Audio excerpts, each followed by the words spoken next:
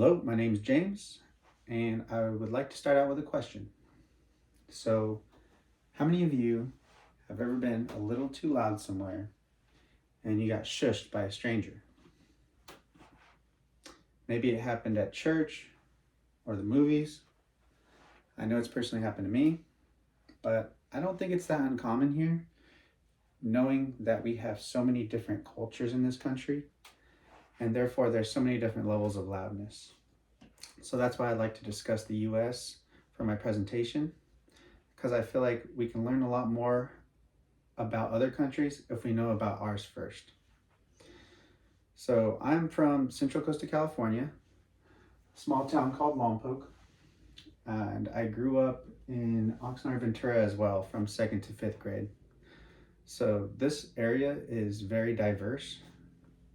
Almost half the population speaks a language other than English. And according to the 2011 census, that number was 40.6%. So it's definitely above average for the metropolitan areas in the country. And what I'll be discussing is 4 out of the 6 dimensions for Hofstede's national culture model, as well as my own experiences with high and low context cultures. So the first dimension that I'm going to dive into is individualism versus collectivism.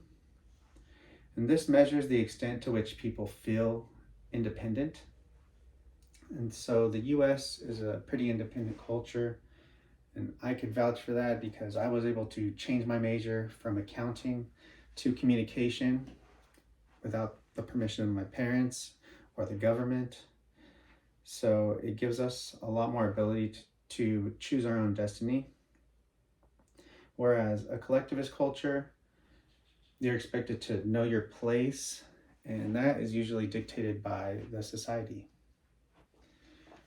So the second dimension that I'm going to discuss is power distance, and that measures the extent to which the less powerful accept and expect inequality.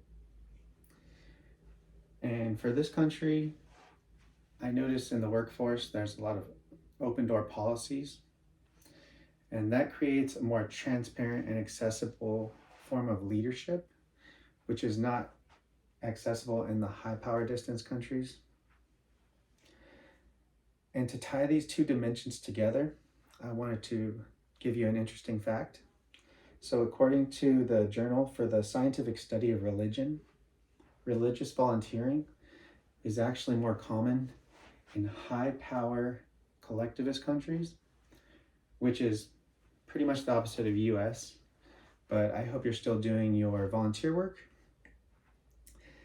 And so the third dimension that I'll be discussing is femininity versus masculinity.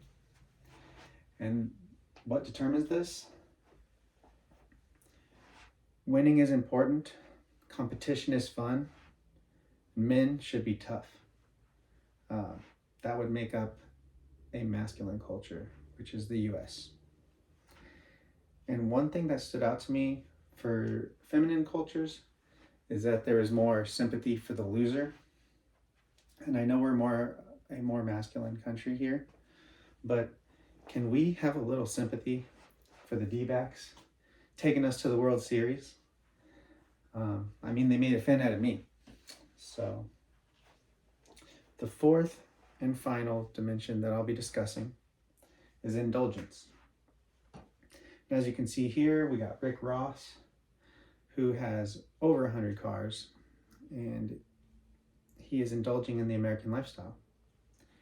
And a more real example would be how a lot of us have the newest iPhone and stay current with that, which I can't speak for that because I have an iPhone 13, and before that, I had an iPhone 8. So the fourth and final brings me to my next and final point, which is an experience of high context, low context culture. And so I have both.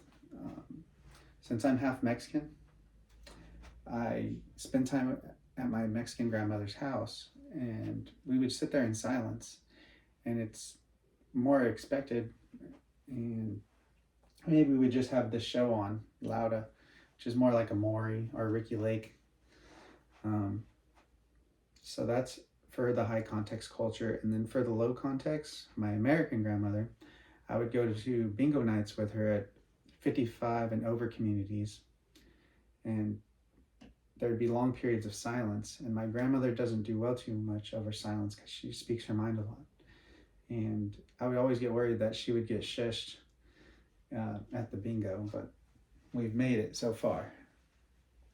So to review, I've discussed 4 out of the 6 dimensions of Hofstede's model for national culture, as well as shared 2 experiences with high context and low context culture.